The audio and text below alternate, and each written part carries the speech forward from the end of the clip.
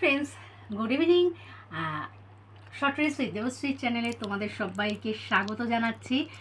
তা সত্যি তাই, দেখতে পাচ্ছ আজকের কথাটা অনেকটা জড়িয়ে যাচ্ছে। কেন রবিবার থেকে তোমরা ব্লগিং পাচ্ছ না। 23 তারিখ থেকে 23শে জুন থেকে আপ টু 25শে জুন, মানে আজকে 26শে জুন বুধবার, আমি দুপুর থেকে ব্লগিংটা স্টার্ট করলাম। মানে সকাল অবধিও আমার ওপর থেকে ভীষণ চাপ সৃষ্টি হয়েছে বা ভীষণ আমি একটা ডিপ্রেসের মধ্যে আমি ভুগছিলাম। তার জন্য আজকে যে আমি দুপুর থেকে ব্লগটা কন্টিনিউ করতে পারবো সেটাও আমি নিজের ভেতরেও আমার ঠিক শক্তিটা ছিল না, বা বলতে পারবো মনের বলটা। তা সত্যি তাই, এই 3টে দিনে মানে রবিবার থেকে 23শে জুন থেকে আপ টু 25শে জুন রাত অবধি, ইভেন সকাল 26শে জুন সকালটাও, মানে কীভাবে যে আমি একটা মানসিক চাপের মধ্যে ছিলাম সেটা আমি জানি। আর এই মানসিক চাপের থাকার সময় না একটা জিনিস খুব ভালো ফিল পেলাম, যে কিছু মানুষকে তুমি চিনতে পারবে যারা মুখোশ পরা থাকে। তুমি ভালো থাকবে কেউ চায় না, এটা আমি অভিজ্ঞতা আমার হয়ে গেছে। তুমি ভালো থাকবে সেটা দুনিয়ায় কেউ চায় না।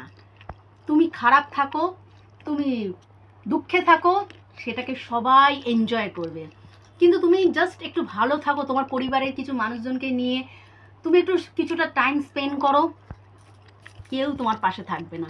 তখন একটা সবার ভেতর জেলাস ফিল করবে। সেটা আমি এই 3টে দিনে খুব ফিল করেছি।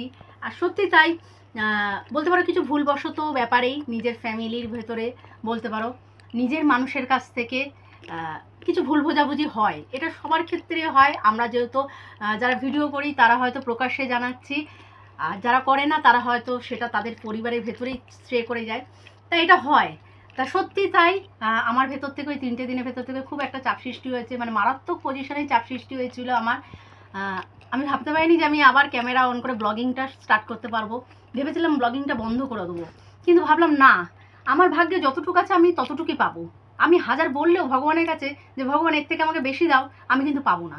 বা মাথা আমি ঠুকে ভগবানের কাছে চাইলেও কিন্তু আমি পাবো না। তাই যতটুকু আমাকে দিয়েছে ভগবান, আমি ততটুকুকে নিয়ে আমি শান্তি পেতে চাই। আর শান্তি আমি পাবো, তাতে আমাকে কেউ যদি শান্তি যদি না দেয়, আমি শান্তিটাকে নিয়ে বাঁচবো, আমি অশান্তিটাকে অ্যাভয়েড করে বাঁচবো। তা আমি নিজে এইটুকু ফিল পেয়েছি যে আমার শান্তিটাকে আমি নিজে বজায় রাখবো। নিজেকে আমি অ্যাটলিস্ট নিজেকে তো ভালোবাসবো। এতদিন যেটা করেছি আমি অন্যের জন্য বেঁচেছি, অন্যকে ভালোবেসেছি, কিন্তু না, নিজেকে ভালোবাসবো। নিজেকে আমি যদি নিজের মানুষটাকে আমি গুরুত্ব না দিই, তখন অন্যের কাছ থেকে না আস্তে আস্তে গুরুত্বটা হীন হয়ে যাব। কেন বলো তো? আমি নিজেকেই তো গুরুত্ব দিচ্ছি না, আমি নিজেকেই তো টাইম দিচ্ছি না, তাহলে অন্য মানুষ দেবে কি করে? অন্য মানুষের কাছে যদি আমি বারবার ঘ্যান ঘ্যান করি না, তখন তারাও বিরক্ত বোধ করবে, তারাও একসময় এসে বিরক্ত বোধ করবে, তোমাকে মূল্যহীন একটা পার্সন মনে করবে। তাই নিজের মূল্যটাকে আগে আমি বুঝেছি, এই 3টে দিন ইউটিলাইজ করেছি যে নিজের মূল্যটাকে অ্যাসলি জাগিয়ে তোলো। অন্তত নিজের মূল্যটাকে নিজের অন্তর থেকে জাগিয়ে তোলো। তাতে তোমায় কেউ ভালোবাসুক না বাসুক, আই ডোন্ট কেয়ার। আমি এখন নিজেকে, নিজের লাইফটাকে আমি এনজয় করতে চাই। আমি নিজেকে, নিজের জন্য আমি বাঁচতে চাই। লাইফটা এত সোজা না, লাইফটা অনেক বড়।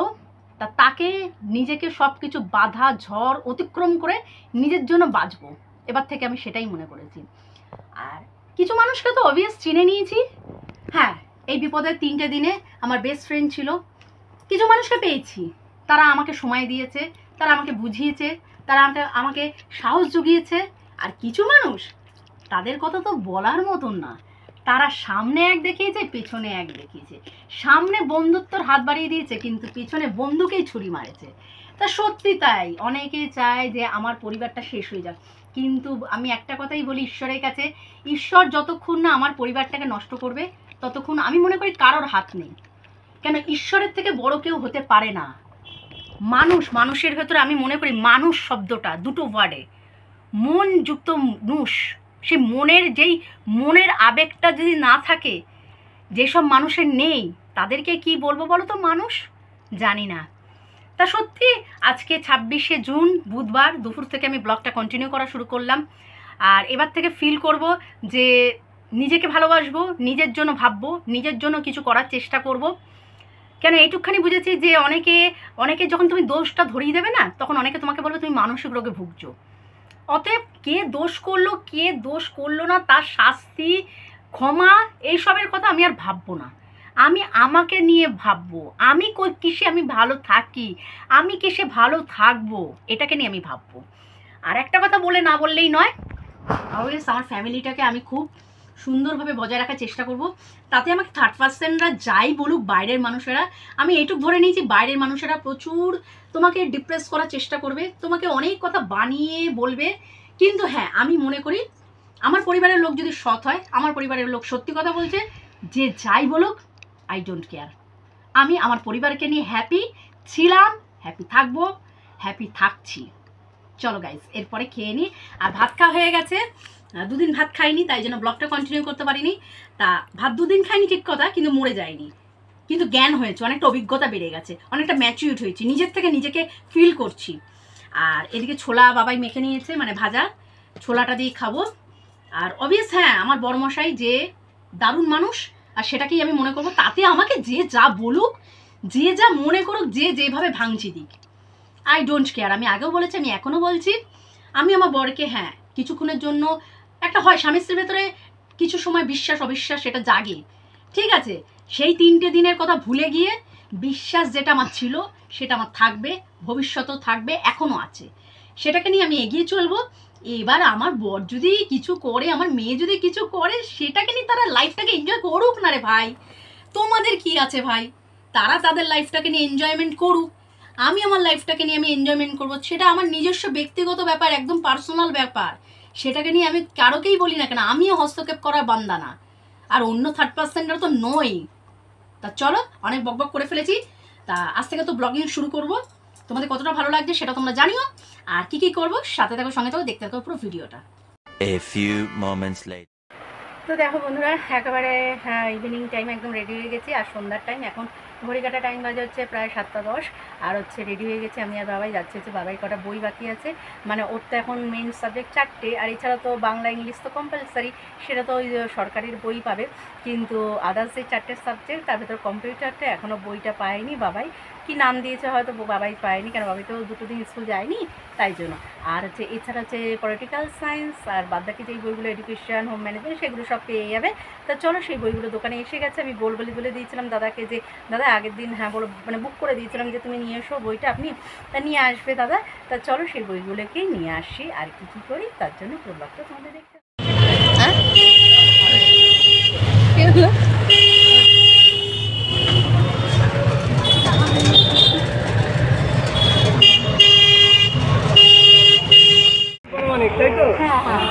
আচ্ছা, শিক্ষা বিজ্ঞান ছিল হচ্ছে নিমাইচাঁদ পড়ে, আর হচ্ছে পারুলের হচ্ছে মানব বিকাশ, এই তিনটে।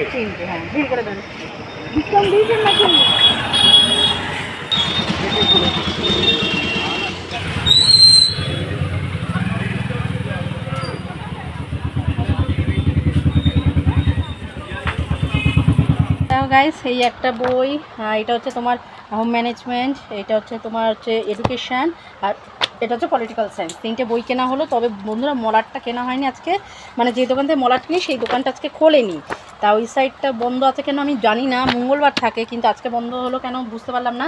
আর এই এনেছে একটুখানি চিড়ে, কালকে বাবাইকে টিফিনে করে দেবো, পাস্তা মশলা নিয়ে নিয়েছি, একটা বারবান বিস্কুট নিয়েছি, এখন খাবো, একটু নিমকি নিয়েছি, আর হচ্ছে আমার আলু পেঁয়াজ ডিম, এই যে দাঁড়াও বাবাই বাবা, আলুর যা দাম খাওয়ার মতো নাই গো, এই যে আলু পেঁয়াজ, আর হলো এই হলো ডিম ভাত খেতে হবে শুধু। গাইস, দেখতেই ফেলে কী কী আনলাম, মেন কথা বাবার বইটা আনতে পেরেছি, এটাই অনেক।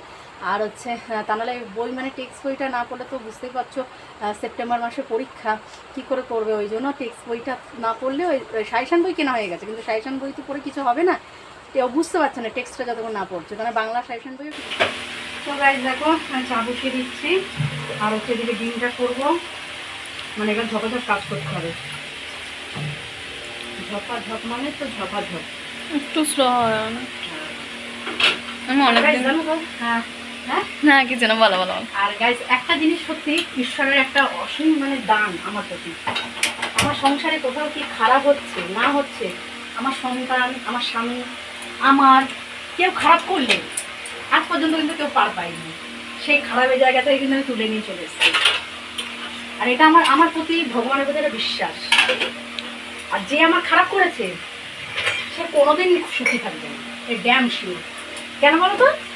সব মানুষকে কেউ যদি খারাপ করে না, সে কোনোদিন, আমি যতটুকু জানি সে কোনোদিন সুখী থাকতে পারে না। এটুকু কিন্তু বাস্তব।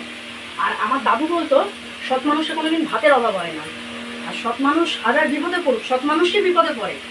তারা হাজার বিপদে পড়লেও সেই বাধাটাকে, হ্যাঁ 2-3 দিন কষ্ট থাকে, 2-3 দিন বাধাটাকে অতিক্রম করতে অনেক টাফ পজিশনের মধ্যে থেকে তাকে চলতে হয়, কিন্তু সে তুলে নিয়ে আসে বা নিজেকে সেই পরিস্থিতির সাথে কি বলবো সামঞ্জস্য করে ফেলতে পারে।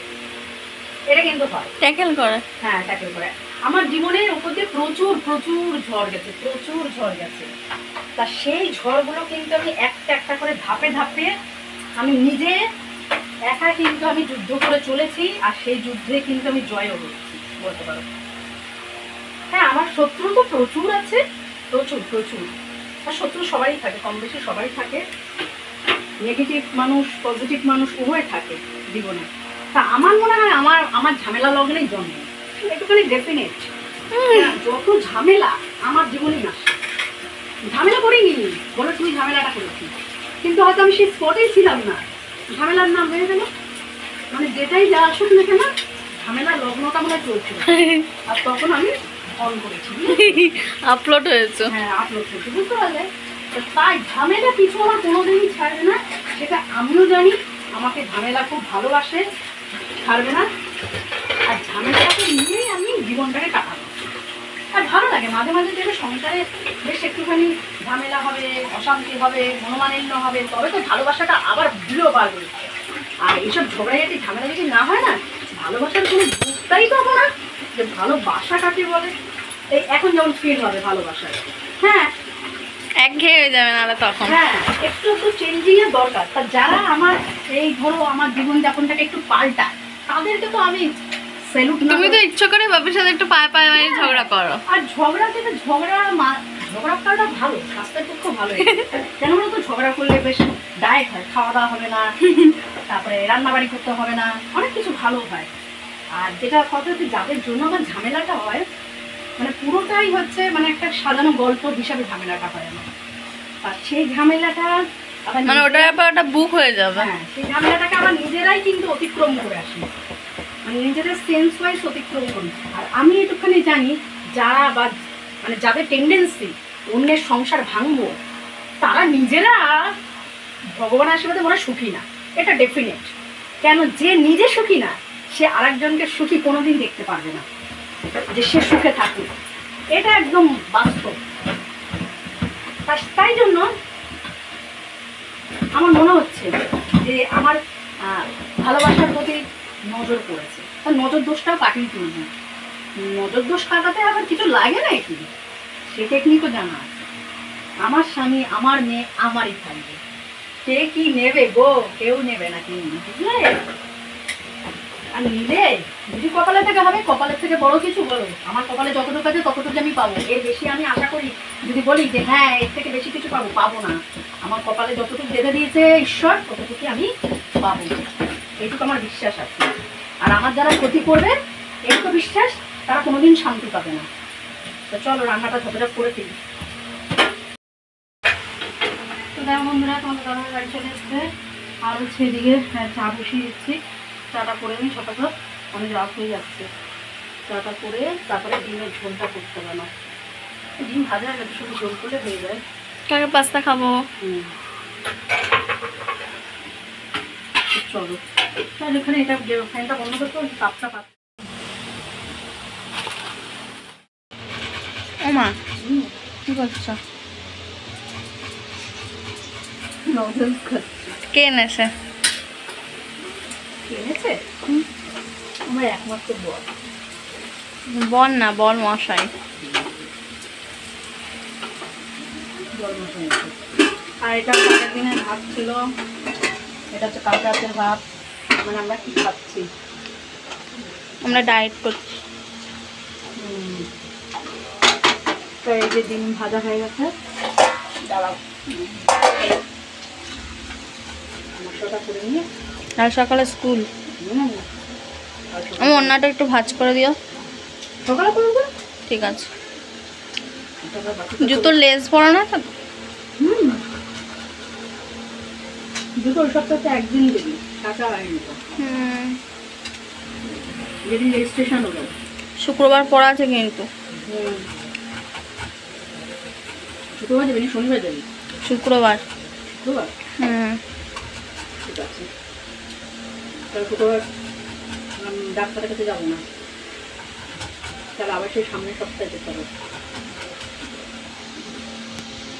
করে নাও। হুম।